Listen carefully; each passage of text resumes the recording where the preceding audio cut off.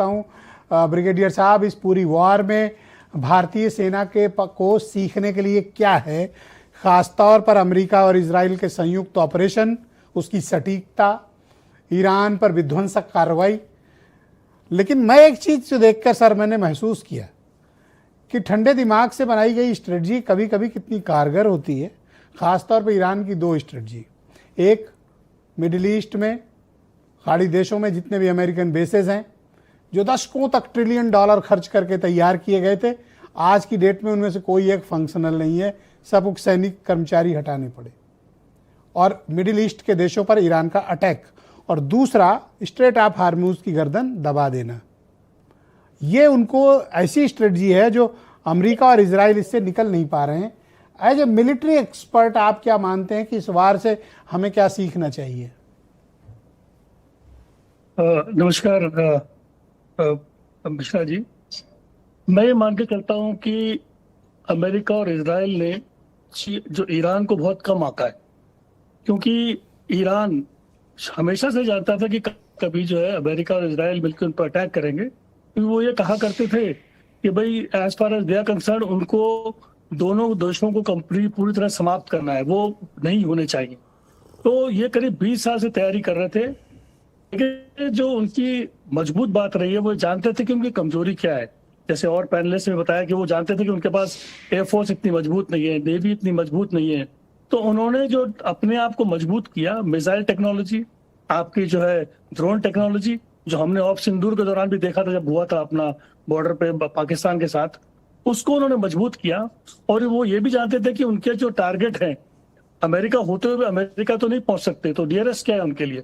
American basis, जो आपने बिल्कुल बताया, सारे के सारे अमेरिकन बेसिस टारगेट करे, जो आज तक कोई भी सपने में सोचता भी नहीं था कि उन टारगेट्स को अटैक करें। साथ ही साथ स्ट्रेट ऑफ हॉर्मुज वाली शुरू से रही है कि जब भी ईरान पे कोई खतरा मंडराया या ईरान को डराया गया है, तो ईरान ने हमेशा बोला है कि स्ट्रेट ऑफ हॉर्मुज से किसी को निकलने नहीं। अब स्ट्रेट ऑफ हॉर्मुज से करीब पूरे विश्व का करीब 60% तेल वहां से निकल की तेल या गैस वगैरह निकल कर आती है।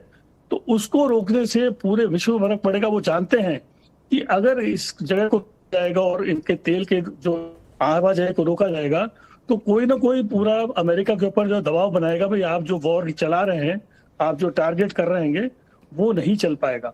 अब बात आती है कि अमेरिका की ताकत की और इजराइल की ताकत की। उनके पास ज्यादा सटीक और सबसे बढ़िया हथियार है। अगर हम वर्ल्ड वॉर II की बात करें, तो जर्मनी रशिया के बीच में जब लड़ाई हुई थी, तो जर्मनी सब कुछ सबसे अच्छा था, एयरफोर्स बड़ी ताकतवर थी, टैंक्स बहुत मजबूत थे, लड़ रहे थे रशिया से। रशिया के जो है हजारों सैनिक मारे गए, लेकिन अंत में वॉर फिर भी रशिया जीता, क्योंकि रशिया अपने वजूद की लड़ाई लड़ रहा था। यहाँ पे जो ईरान है, वो भी अपने वजूद की लड़ाई लड़ रहा है। वो जानता है कि अगर वो नहीं लड़ पाए तो पूरी तरह समाप्त हो जाएंगे। तो ये जो लड़ाई जो चल रही है, हम सबने असेस करा था ज्यादा हफ्ता चलेगी, 10 दिन चलेगी।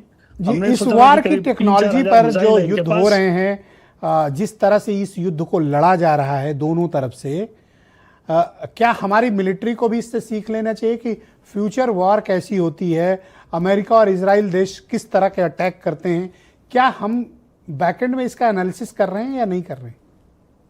बिल्कुल कर रहे हैं हम, क्योंकि हमने लेसन्स इससे पहले ऑफ सिंदूर में तो लिए ही थे कि कितना एयर वॉरफेयर कितना जरूरी है, ड्रोन्स कितने जरूरी हैं, मिसाइल्स कितने जरूरी हैं।